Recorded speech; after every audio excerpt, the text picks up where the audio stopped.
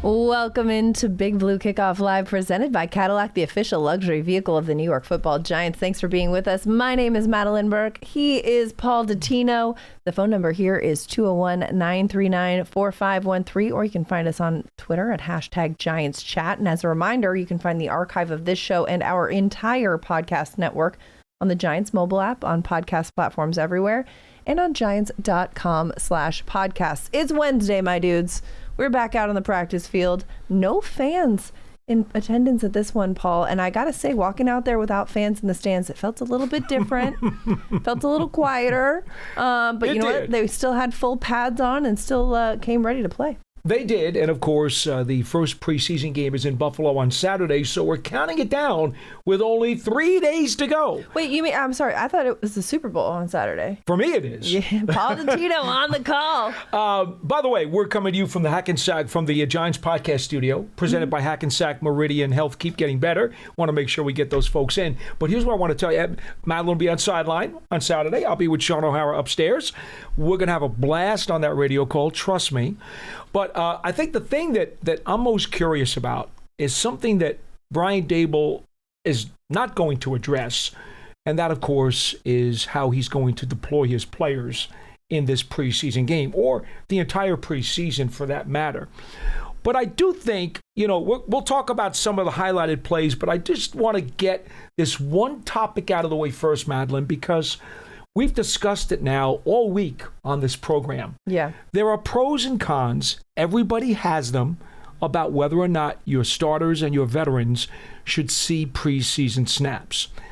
There's really no right or wrong answer. Brian Daboll himself said the other day, it depends on the individual team and the circumstances and sometimes the individual players. Right. And as the head coach, he gets to make that decision. Right. It's not for you to make. It's not for me to make. It's not for the fans to make. Russell Wilson certainly today made a pitch for the value of preseason snaps, how much he enjoys them, how much he thinks they contribute to the overall situation.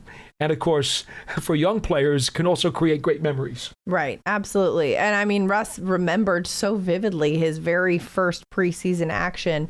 I like the way that he talked about how he said to himself at the time, listen, it's only 100 yards. And he still uses that. It's only 100 yards, that positive self-talk. He's really big on that positive self-talk and that kind of inner monologue being one that's supportive, that brings him some success. But you mentioned, we heard from head coach Brian Daboll on Tuesday talking about the value of playing in preseason in terms of a concept, not in terms of what he's going to do this season, this week.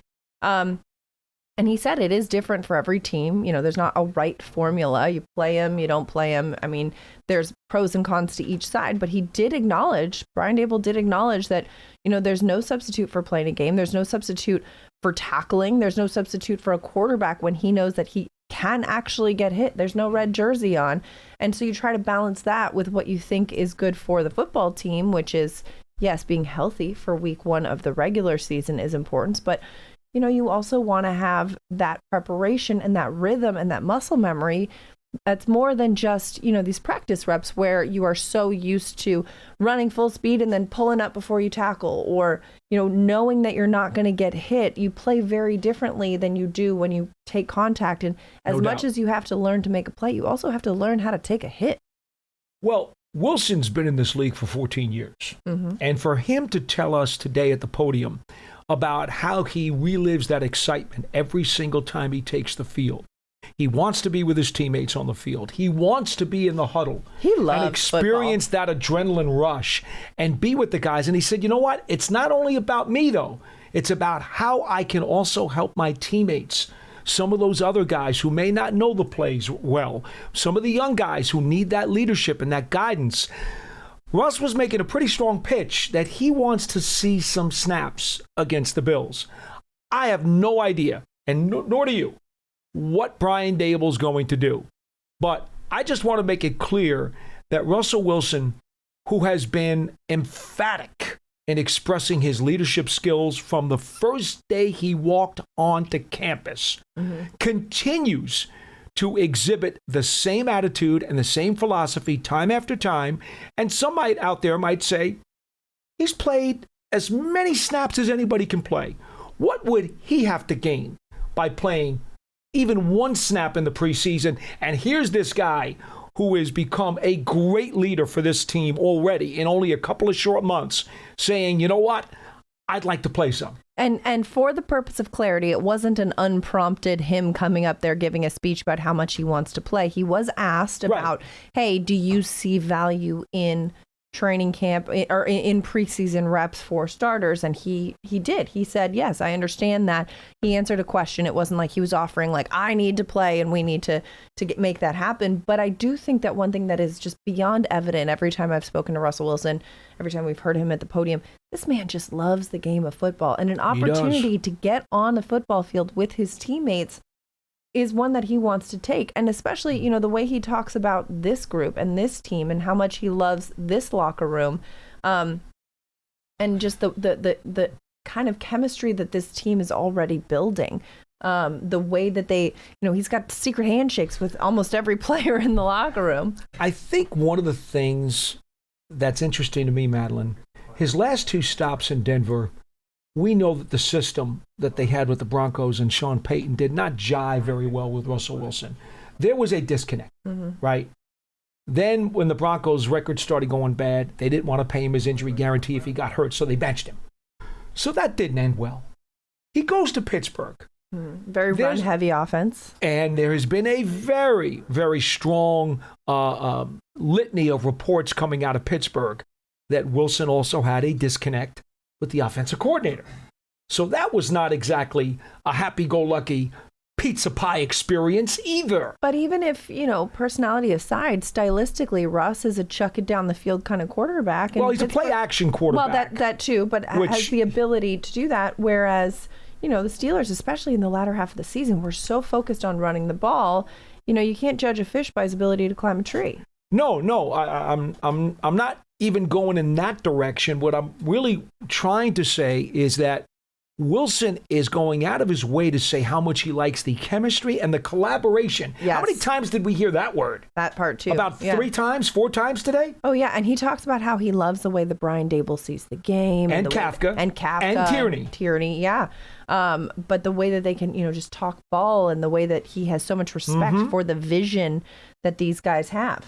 So I guess what I'm trying to say, folks, is when Russell Wilson is glowing poetically about how much he loves being here, how much he enjoys the organization, how much he really, really gets into the fact that this is a good group of teammates he's got here, I don't think that's smoke, because the last 2 places that he played, there was a disconnect, and it probably was not nearly as enjoyable or as fun as what he's experiencing with the Giants right now. Absolutely. But to Russ's credit, I think that he would go to the podium and speak glowingly about his teammates in those places as well. You know? I'm sure he would. You know, I think he... But I guess I'm buying more of it because I appreciate the fact that things were not as smooth in his last 2 stops. Right. And maybe he's just overly grateful and overly appreciative because now he has found sunshiny days, if you will, with the Giants. One thing that I really like about the impact that we've seen from Russell Wilson, though, in the leadership standpoint, is not just his own leadership, right? Not just him showing up, taking guys to dinner, creating that environment, but also encouraging other younger guys. Like Neighbors, and even Darius Slayton to step into leadership roles in different ways. Now, you hear a lot about how players say, oh, I lead by action more than leading by words. But Russ really emphasizes the importance of being vocal, not just to say, hey, let me tell you what to do or how to do it, but also to make sure that people are seeing the same thing in the same way. Hey, tell me what you're seeing on this play, not just for the receivers to tell the quarterbacks what they're seeing, but also to see the fellow receivers. And the more communicative you are about what you see or what you're expecting, the more it's easier for the group to get on the same page. And you've heard Malik Neighbors talk about, he's, you know, more of a talk to himself kind of guy, more of an action over words. He's been more vocal. Darius Slayton, a bit more of a quiet guy in the locker room at times, but he's really stood up and said, you know what, I have to speak up a little bit more, stepped outside of his comfort zone, which he's acknowledged, and that's a Russell Wilson influence. Russell Wilson has done basically everything right since he's been here. One of the other elements, in addition to everything you just said, is that he makes sure to go to all the units on the team. It doesn't matter if they're the quarterback room, the receiver room, the secondary, the linebackers. He's going over to all of his teammates and talking them up all the time. Did you see today, and we're going to get to these plays in just a second, I'm going to refer to one right now. Mm-hmm. Tay Banks had an interception today on the far sideline. Made a really, really nice read on the ball and physically ripped the ball away and came up with a pick. It was on a Wilson throw. Did you see how Wilson made sure to go talk him up? Mm-hmm. Good play. Good play. It was a good play because he just got picked, and yes. he's happy for his DB for picking him. Absolutely. Absolutely. Especially for a guy like Tay, who is really kind of coming into his own. He's playing great. At this point of camp. Speaking about what we saw in practice, we may as well break it down too. Big day for the defense. Yep. A lot of tight coverage there, Paul. Very, very good coverage in the secondary. We've seen that throughout the entire offseason. Nick Jones wound up picking off Jackson Dart today. He dove for that. I mean, Montrell Washington looked like he had a pretty good position out by the sideline, and then Nick Jones just is like, no, I'm diving in front of him, and I'm wrestling the ball away. Now, Washington maybe needs to do a little better job of trying to fight for it. Because Jones really used his hand strength to make sure that he got his hands on the ball and came down with it. But if I'm Montrell Washington and I look at my positioning, I think, I got this. And then Nick Jones came in out of nowhere. I'm sure he felt that he had position because he was shielding the defender to the inside. And the ball came to the outside, but Jones just was like, it's mine. Yeah. But there's another pick today. So 2 picks today that were really impressive. And I think the thing that we have to keep in mind is that everyone's given a lot of hype to the front 7 in the pass rush. This secondary, very quietly, has had a terrific offseason. Mm-hmm. And I think it's hard, too, because we're seeing the highlights on social media and not remembering the fact that, we're not tackling right now. So it's like, yes, the DB gets there in team drills, but he's got to pull up because he can't run into the receiver.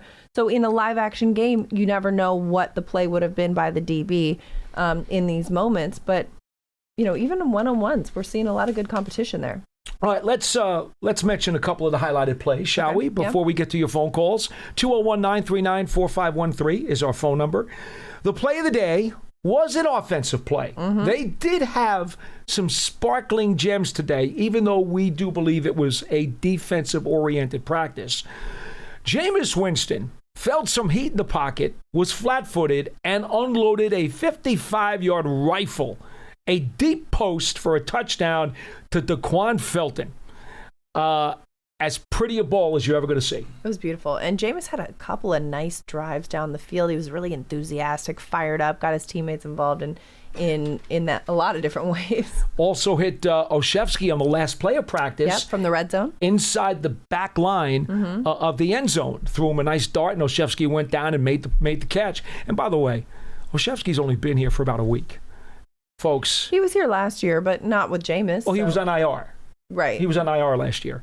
Olszewski, he's got glue on his hands. I mean, that young fella, he catches everything they throw his way. And he is a guy that when the Giants first brought him in, he was largely a special teams guy. Yeah. But he's really getting involved in the passing game. He's tougher than nails. Yeah. He really is. So we mentioned that. We mentioned Wilson hitting Theo Johnson on a crossing route, threw him a tightrope. And when asked about the tight ends room after practice today, first name out of his mouth was Theo Johnson. Yeah. Had a lot of effusive praise for the second-year tight end out of Penn State. We'll flip it in the first half of practice to a terrific defensive play. Russell Wilson trying to hit Hyatt on a deep post. Banks and Newman were there to break it up. Perfectly timed. Very well done. Yeah. Let's see. Jackson Dart had a nice little pass to Zach Pascal. The one to Pascal, I mentioned to you, we were standing there, and I said, that's a nice high point by Pascal. That was on the sideline. The first one, Pascal gets pushed out of bounds, goes to him again, high points it, and that's what I like to see, too, is from the young guy. One thing that I've noticed a lot with Jackson Dart is from day to day, from practice to practice, he's making adjustments. You see him make an error, and then you see him run back a similar scenario and adjust and not make the same mistake, which sounds like, duh, that's what you want to see, but it's easier said than done, right? You know, you want to say, okay, I've learned from this, and I'm showing you, okay, let's try it this way now. This is the time to make mistakes. Absolutely. You know, and that's one of the reasons why, by the way, Brian Daboll hasn't specifically said this, but I think one of the reasons that we see Dart getting more and more snaps with the second team during training camp is because they realize once the season starts, Winston's going to be the 2. Yep. And Wilson and Winston are going to get 90% of the snaps. So this is the time where Dart's going to get those reps. If he doesn't get them now in August, you know, there's no telling how few he's going to get during the season. So this is the time. They gotta use every opportunity they can to get him in there, have him take snaps, a lot of snaps with the second team, and if he makes a mistake, great, because that's how we fix it. Well, and also, too, Jameis is a decade plus in this league, whereas Jackson is new to the league. So I think that it's easier to say, okay, I trust Jameis to be QB2 with fewer reps in practice. No doubt. Then Jackson has a lot more to learn at this point. All right, let's see. We also have Winston hitting Bly on a left seam route, a diving catch by Bly. Made a couple catches today. Also had one I know he wish he had held on to, but he didn't. Also, Winston hitting Olszewski for a diving touchdown. That was 2/3 of the way through practice. That was terrific. And what else? I think that's pretty much all in terms of what I thought were the starred plays of the day. And you know what? They're going to be cards tomorrow, which, folks, so you understand again what that means. I think we've mentioned it to you a few times on the show. Situational. The coaches have plays on cards, which mimic certain kinds of things they want to do on a certain drive. And they come out to the ball and they show it to the team and they just run those plays. There are no game situations. They're not going to do red zone with the clock. They're not going to do full field with a clock. They're not going to look at the yardage and the down markers to run plays consecutively. They're simply trying to run diagnostics on certain plays that are on the cards. So it's kind of not a real practice. It is in that you are going through plays, but it's not a real practice in that you're not running real time, real down, real distance. It's kind of different. It's a little discombobulated. That's tomorrow.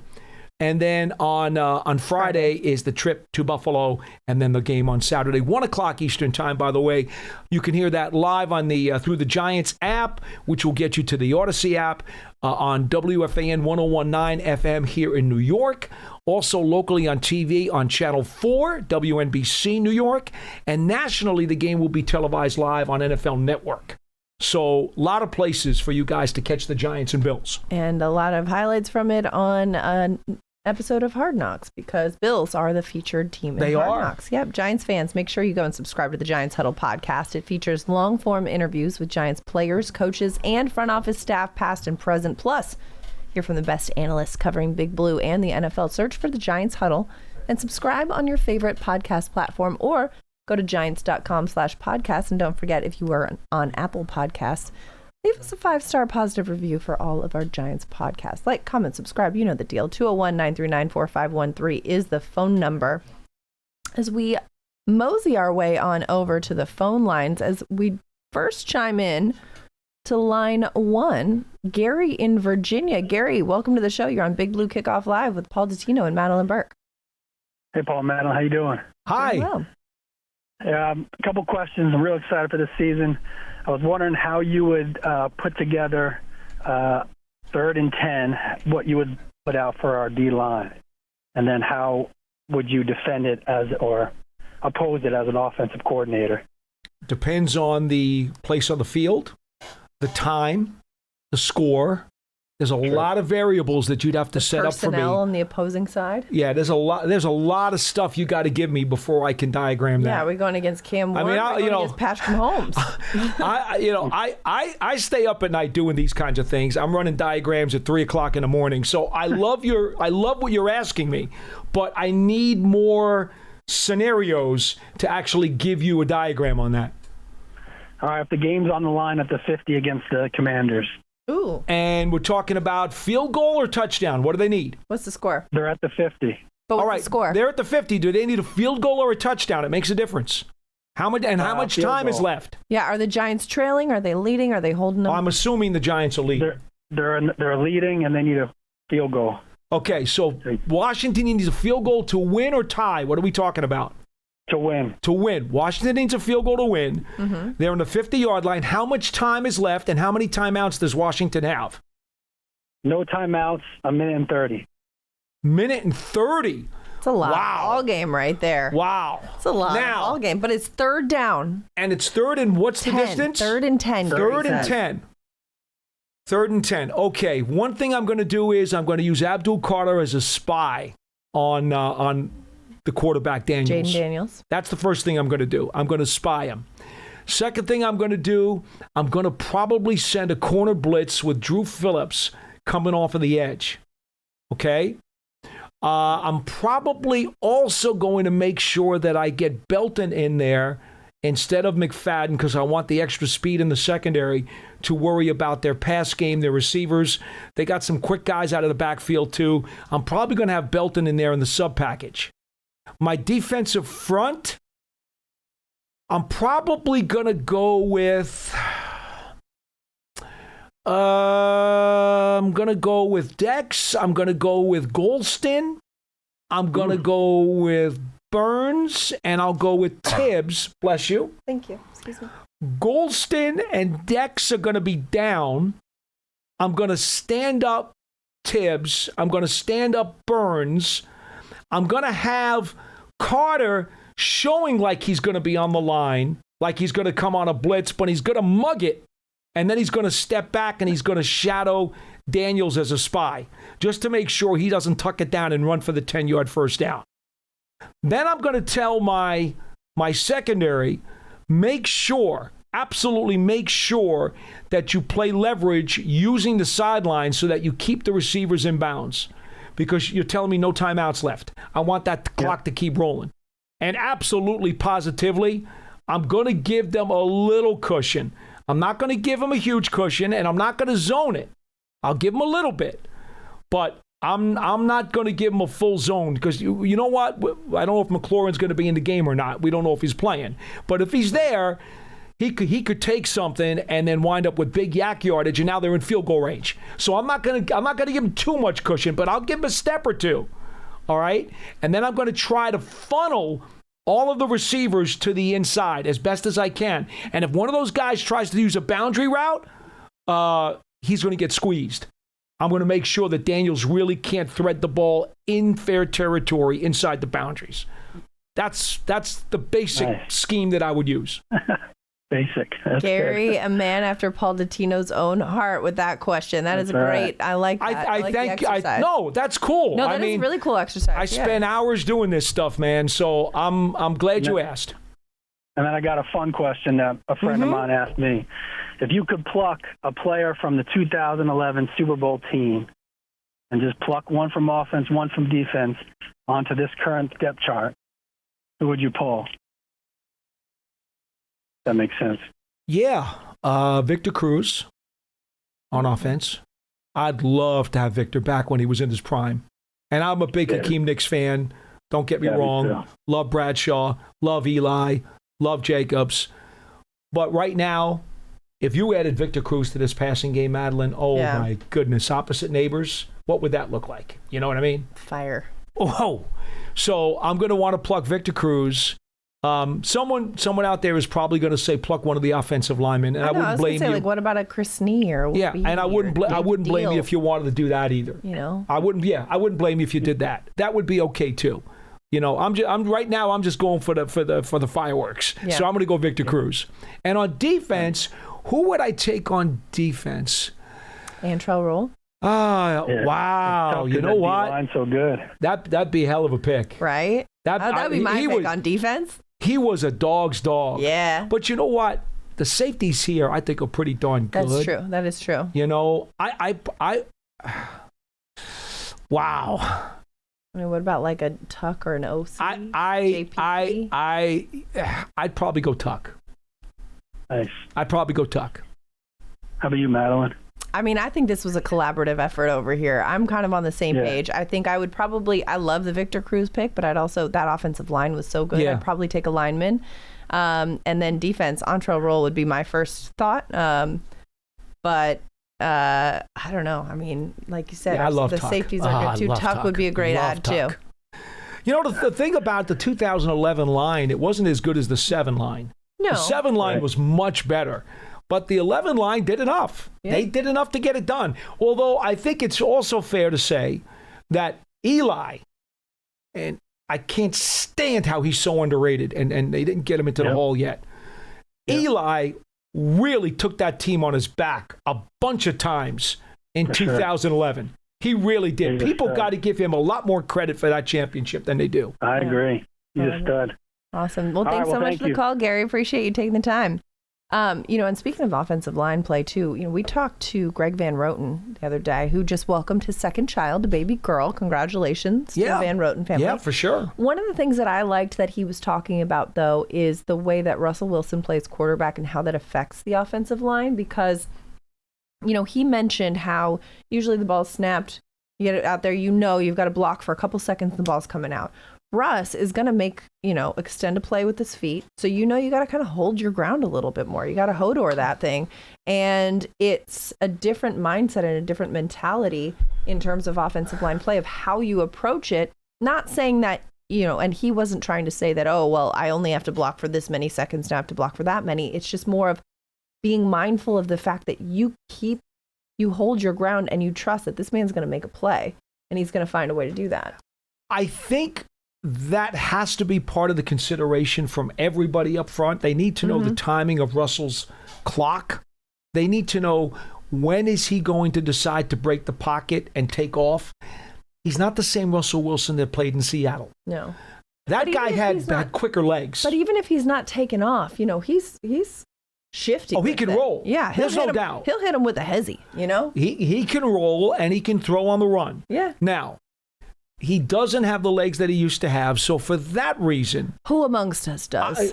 Yeah, really. I would like to see him get rid of the ball a little quicker. The big problem he had in Pittsburgh last year, and it's been a problem he's had throughout his career, Russell does hold the ball long, does believe he can make a play with his legs, and what they call it hero ball.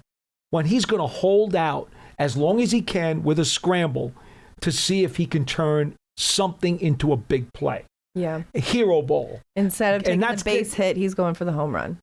That can be dangerous. Sure. And that's why he takes too many sacks, to be honest. He's always taken too many sacks his entire career. Yeah. With legs that aren't as spry as they used to be, he's got to make sure that his mental clock says to him, okay, it's time to give up on this play. Right. He's got to know, and I hope he learned that from his time in Pittsburgh last year, because it got him in trouble a lot. He needs to be able to give up on a play faster than he did last year, because you know what? He's getting older. The more sacks he takes, the more danger he's in. Absolutely. Danger, Russ Wilson. Hey, Giants fans, run or walk with Giants legends. The Giants Foundation will host a 5K race and kids run presented by Quest on Sunday, October 26th at 9 a.m. at MetLife Stadium, and net proceeds will benefit the Giants Foundation. Now, all participants will receive a commemorative T-shirt.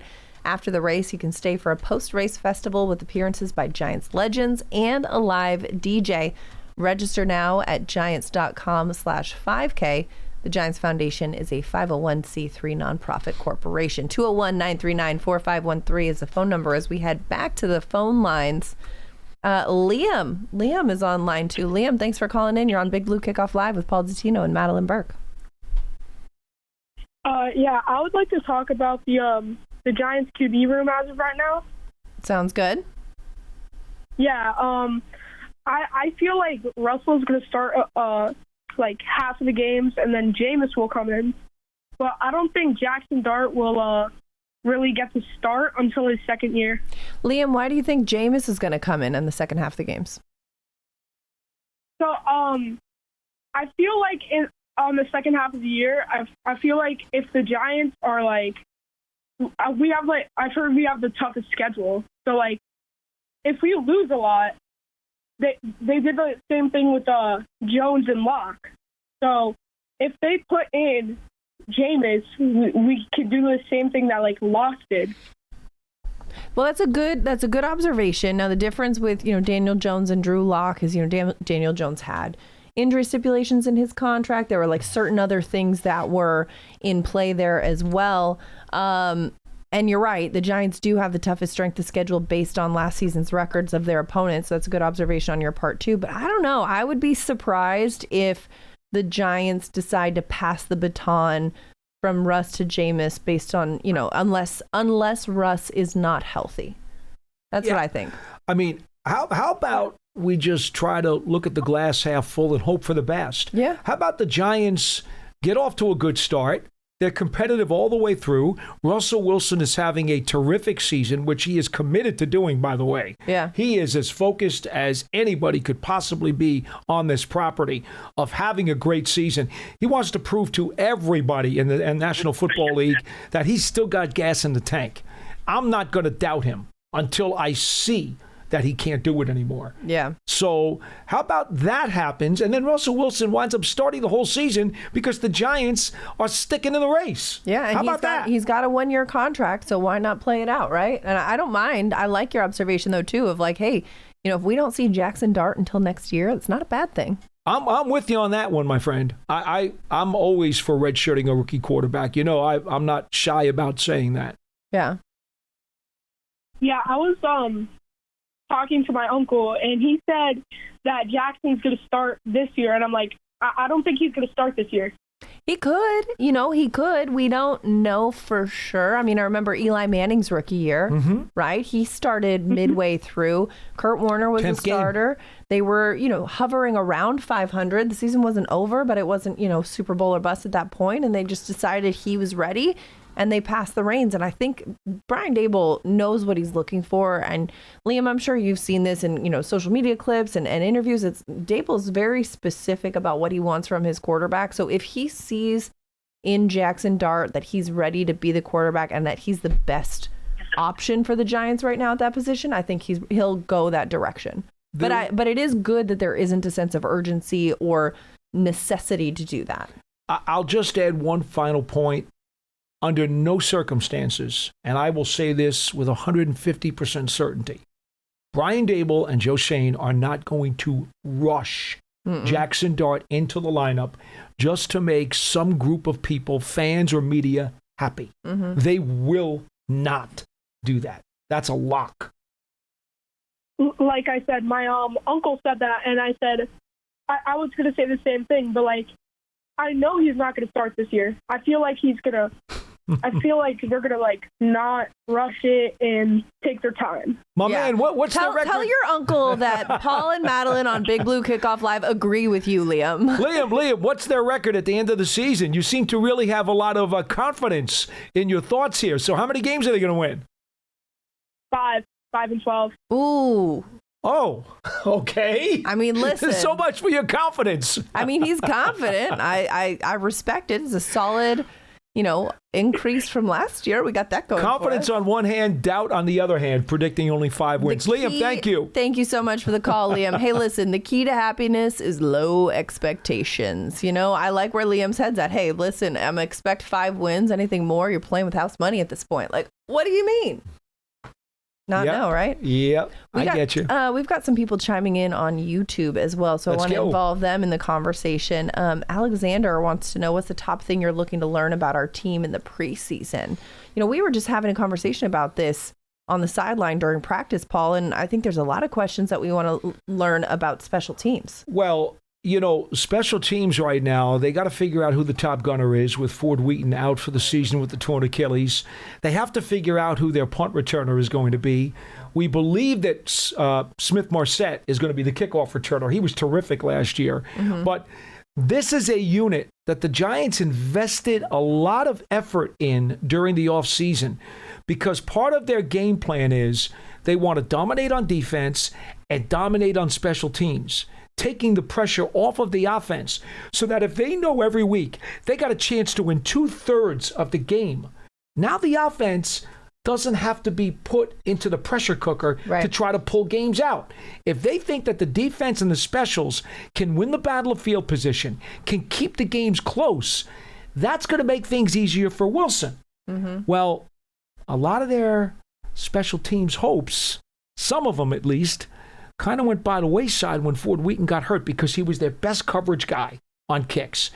They need to start figuring out what they're going to do with that unit now in this game against Buffalo. That's going to be probably, in addition to the offensive line, although we don't know who's going to play. Right. To me, special teams is going to be a huge point of concentration and emphasis against the Bills because a lot of your special teams guys are not starters anyway. Right. So they're going to get in this game. Yeah. You know, they're not true 22 starters. They're special team starters. Well, and they're as going we to play. know, special teams is how you make a 53-man roster, by making plays, because Darn that straight. is it's the gumbo, as T-Mac used to call it, or it's something that you need to be able to provide on all elements of the game. And it is the purest form of football, too, special teams. It is. That's what Michael Gabriel will call it. Well, another question. Every time Graham Gano's in the game, Yeah. unless it's a kickoff, he's points. Yeah. Right? Yeah. And that's another issue. Graham Gano, as Mike Gabriel, the special teams coordinator, said earlier today, he kicked great at the end of last season, and he looks great now. But he's also been hurt each of the last 2 years. Yeah. You know, Gano needs to be Gano for the Giants to take that next step forward. Right. And Paul, you mentioned, too, we don't know who we're going to see in the offensive line, and not just this game, but all three preseason games.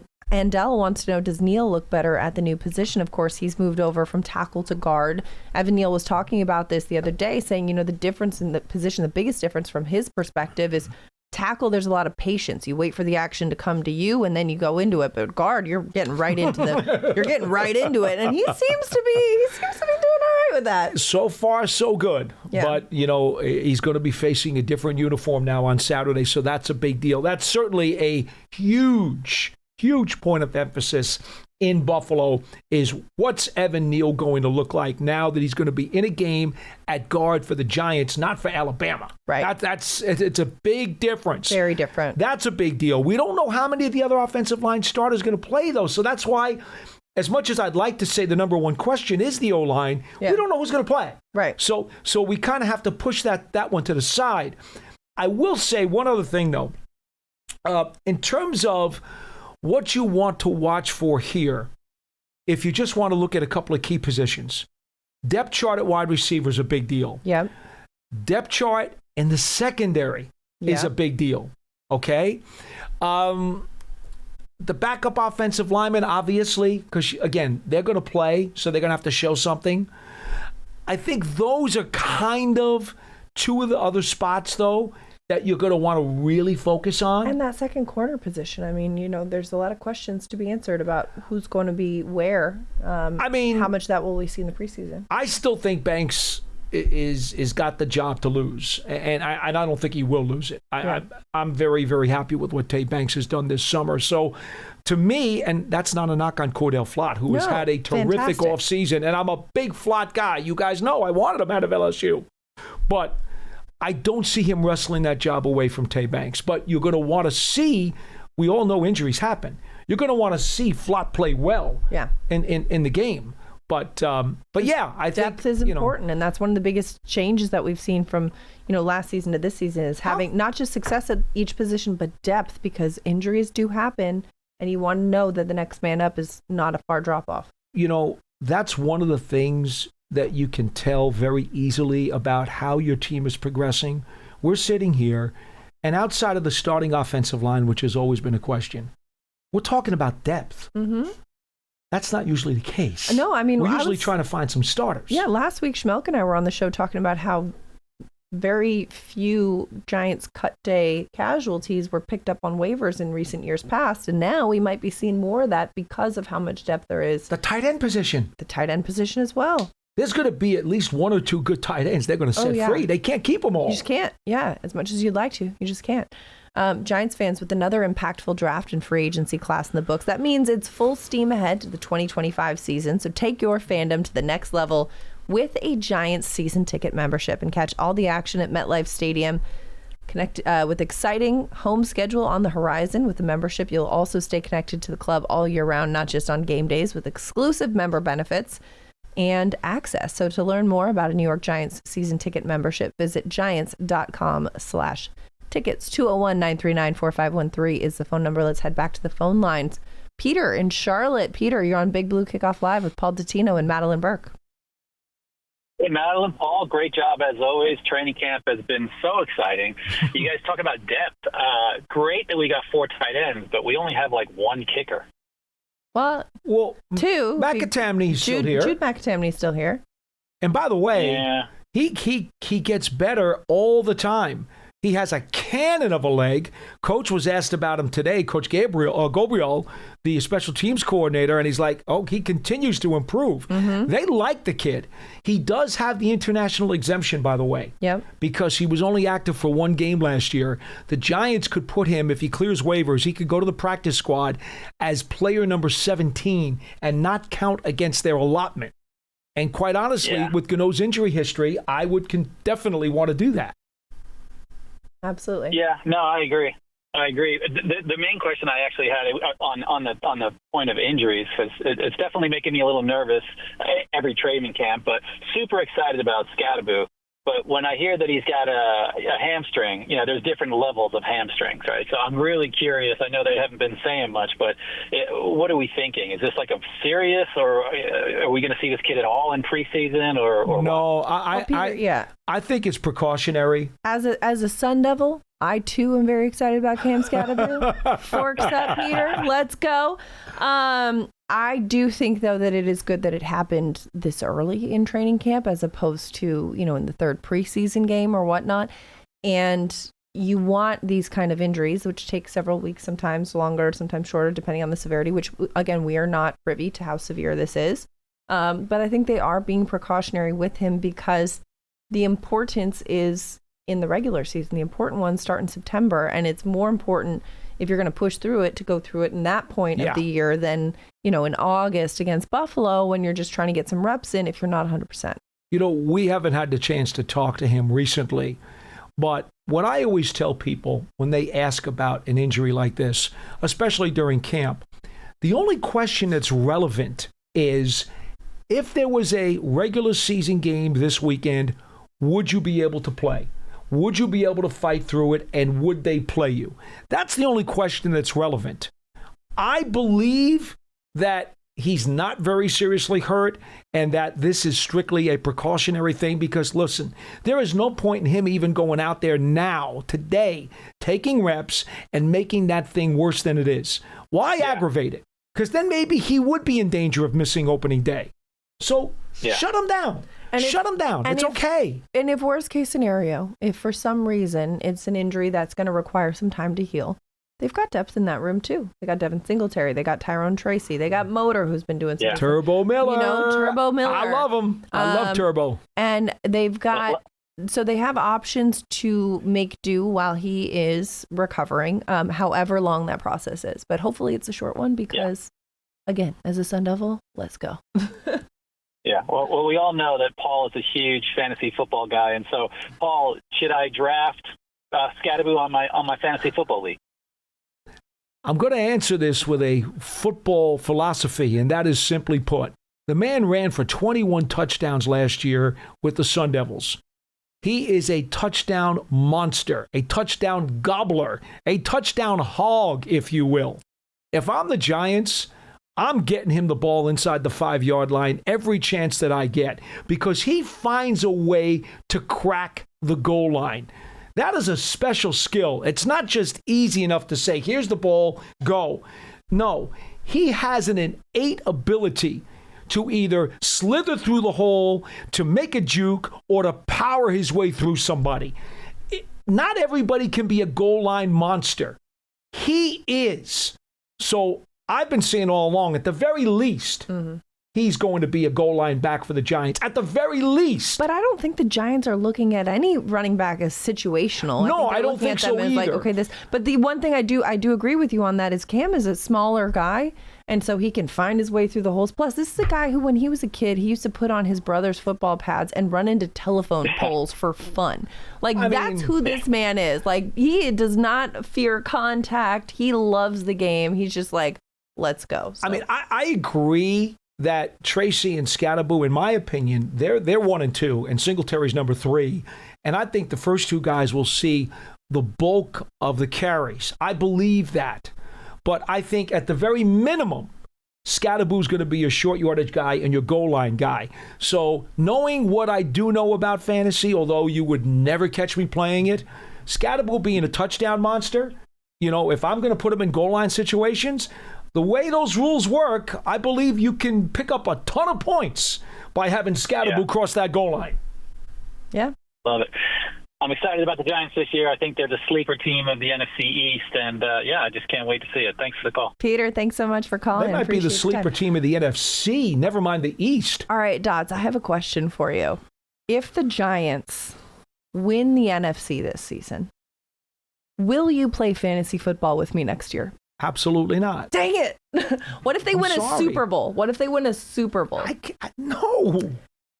You're okay. What if I told you that all it took for the Giants to win a Super Bowl is for you to promise to play fantasy football? Okay. If you would put that out into the ether, then they would win a Super Bowl. Then would you play fantasy football? You mean if I could get a guaranteed Giants Super Bowl win, and in return I'd have to play fantasy football? And in return, you'd have to be a fantasy football player. Not just play it once, but be a fantasy football player. In return for a Super Bowl, you got a deal. All right, dude. I'll take that one. All right, we're inching towards there. I'll take that one. We're going to get that's about the only thing that's going to make me sign up for that. Trust me. I love it. 201-939-4513 is the phone number. Let's head back to the phone lines. Russell in Hackensack is on the line. Russell, welcome to Big Blue Kickoff Live. Thanks for calling. Hey, guys. Love the show. Thank you. Paul, we're around the same age, and I don't think anybody's ever mentioned this, but I used to listen to you, Bob Papa, Mike Breen, Michael Caine, a show called One-on-One. Yep. It was on WFUV in the early 80s. It was on Friday night and Saturday night, the longest-running sports talk show in New York. Saturdays and Sundays from 11 p.m. till 2 a.m. in the morning. Sunday night. Yep. Yes, sir. And, thank you, never by the way. missed a minute, and I loved every second of it. I appreciate that very much. Us Fordham guys, we hear a lot of grief from the Syracuse people, right? Because they got a lot of national guys who are in the sportscasting business. But if you look at the New York metropolitan area, it's dominated by the Fordham Rams. I mean, we own this part of the country. The Syracuse guys, they can spout all they want about other places. But when it comes to New York, I mean, come on. And don't leave out guys like Carino and Rucco and Giannone. I mean, we just fill up the microphone when it comes to the New York metro area. We're proud FUVers. Well, Paul, and people don't realize in that era, and like I said, we're the same age, there was no WFAN or ESPN radio. There was only, I think Art Russ was on for a couple hours during the week. And sure. You looked forward to getting your sports information, like myself, from WFTV on those nights. Jack Curry, of course, was a classmate of Bob and myself. We both came out class of 86. Anyway, quick question on this year's team. I heard Hudson got hurt today and went off the field, and obviously AT's still not practicing. I'm getting a little concerned about that position. Have you heard anything? Well, Hudson got nicked up early in practice, and Marcus Bowe, the fifth-round pick out of Purdue, got a ton of extra reps in the tackle spot. He did okay. I'll be honest with you. He did okay. It's quite a jump for him to come out of the Boilermakers locker room and suddenly be like, uh-oh, wait a minute. I'm running first-team reps with the New York Giants? That's a pretty big deal. I don't know right now. They don't give out injury information. And this is a good time to mention this. The NFL requires an injury report during the course of the season, and that's basically because of the fact that they're also part of the gambling business, and they have to have injury reports. Well, before that, it's just for sake of fairness and competition. Yeah, but they became regulated because of the gambling business. There are no NFL regulations set by the league for team injury reports during the preseason or during training camp. There are none. You don't have to say a word about injuries. And consequently, 99% of the coaches will not. Mm-hmm. So that's why I hate to say this to you, but we don't have any definitive information about anybody who is hurt. It is at the team's discretion whatever they want to say or don't say. I'm telling you, I don't think Scatterboo is very serious. I believe that Andrew Thomas is on track for opening day. I don't know what's going on with Hudson right now other than he missed the last half of practice. And I'm being as honest with you and as transparent as I possibly can be because that's all there is. All right. We'll see. I'm looking forward to the season. I do think they've upgraded the talent level. Last year at the end, it was, as a Giant fan, long-time Giant fan, it was a little embarrassing. But I do feel good going into the season. Whoa, time out. You said you were listening to One-on-One in the 80s, which means you've seen all the Giants' 5 Super Bowl trips and 4 Lombardi trophies. How is that embarrassing? It's only embarrassing in a small half year, end of the year with everything going on. I think maybe it was a little embarrassing because the Eagles won. I was so upset I had to hide under my bed. Okay. I suppose I can understand you being tweaked a little bit, but, what if you were rooting for the other resident of MetLife Stadium? How would you feel then? Good point, Paul. I'm just saying. Pew, pew. All right, Shots fired. They'll be in our building next week. All right. Thanks so much for the call, Russell. Appreciate you taking the time. Thanks. Great. Thanks. Bye. Sure. 201-939-4513 is the phone number. Thanks so much, Russell, for calling. Giants fans, the Giants' official connected TV streaming app, Giants TV, brings original video content and game highlights on demand and direct to Big Blue fans. Giants TV is free on Apple TV, Roku, and Amazon Fire TV, and on the Giants mobile app. As we go back to the YouTube comments, Paul, this one I think is a perfect question for you because I think you might know this. StuBaby2000 asks, I've been a fan for a long, long time, but I cannot tell who says, you know what I saw? New York Giant pride on the BBK Open. Can anyone help me in this? Paul Dottino, whose voice is that? I will answer by giving Madeline a hint because you're going to guess. Okay. The gentleman was here with a wide brim hat on and addressed the players after practice just the other day. Oh, Tom Coughlin. Bingo. Ta-da. Yeah. Yeah, it was Tom Coughlin. That's the guy. Yeah, it is the Tom Coughlin, TC. New York Giant pride. That's what he says. You hear his voice. Right, Johnny Mac? There, but you also, it's such a different octave. Like, when somebody's fired up, that's not the normal Tom Coughlin soundbite you're used to hearing. So I could see how some fans might be like, oh, who's that one? One of my great memories of Tom Coughlin in the post-game locker room, and I'm privileged enough that I usually get in very early into the post-game locker room because I have to do locker room interviews for our TV post-game show. Tom, after the Giants' 10th win of the season in Philadelphia several years ago, it's over a decade ago, the Giants did not make the playoffs that year. They won 10 games and lost the tie-breaking situation and did not make the playoffs. Tom's in that locker room after the game, and he's telling those guys, you don't hang your heads one bit. I know we're not going to the playoffs, but you just won 10 games. 10 games in the National Football League. There is a lot to be proud of. Don't you hang your heads. Do you know how hard it is in this league to win 10 games in a season? It's one of my great Tom Coughlin moments. Yeah. I got chills just listening to the man because, Tom commands respect with his presence. I tell people all the time, guys like Parcells and Tom Coughlin, it's like Sinatra walked into the room.